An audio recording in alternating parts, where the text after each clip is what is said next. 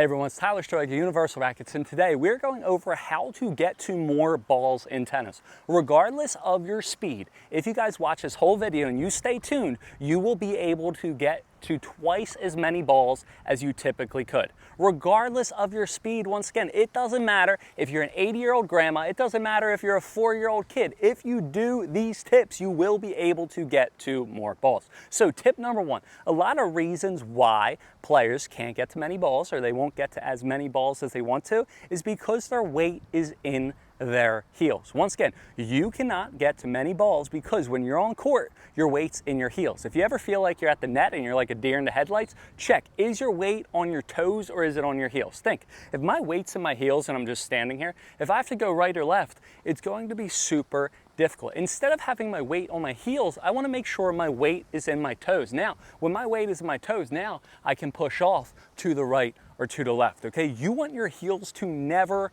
touch the ground. I used to, when I trained in juniors, I had this coach, he's like, if your heels are touching the ground unless you're hitting, you gotta do like 50 push-ups. Now, we don't have to do 50 push-ups, but I want you to make sure, again, your heels are never touching the ground. Always on your toes, okay? Every single time. That's tip number one. Be on your toes, you're gonna get to more balls, simple as that. If you don't, let me know in the comments below. The second thing that we're going to do, how do we get to more balls, okay? What is the fastest way to get between 2 points? What is it? Diagonally, right? Diagonally. So what you want to do when you're playing is if players have out wide balls or if you have to run a long distance, a lot of players can't get to the ball because say if I have an out wide ball right here, right? I have an out wide ball, they push me, right? I'm going all the way out here.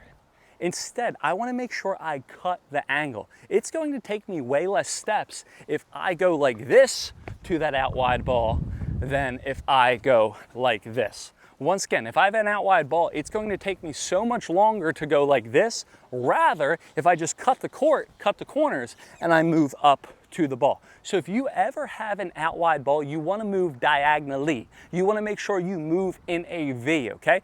So when you're playing, this works for your volleys as well. You're going to be able to get twice as many balls in net because you're moving in a V.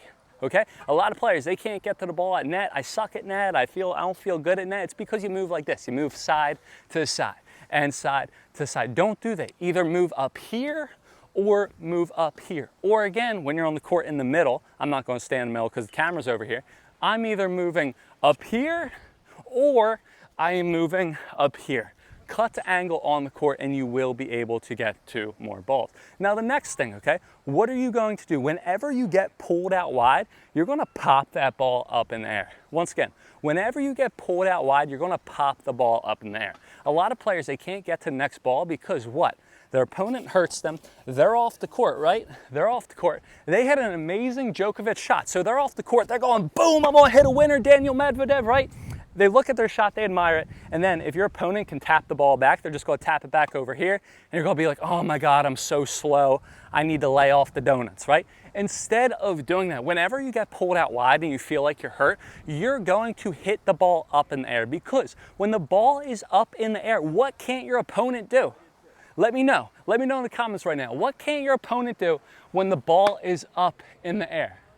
Your opponent can't touch the darn ball. So if you ever get hurt, what are you going to do? You're going to pop the ball up in the air. When you play with height, it's going to be all right. I want you to think about that again. When you play with height, it's going to be all right. And you're going to win so many points that you and your opponent are going to get into a fight because you're just going to be so much better and you're always going to be right. No, I'm kidding. But make sure, by popping the ball up in the air, that's going to allow you to what?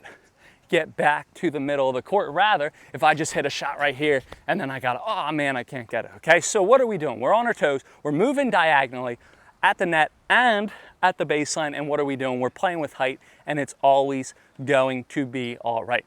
The next thing that you're going to do, if you want to be able to get to more balls on the court, you're going to anticipate where your opponent is going to hit. Now, you don't need superpowers for this, but it's pretty simple, okay?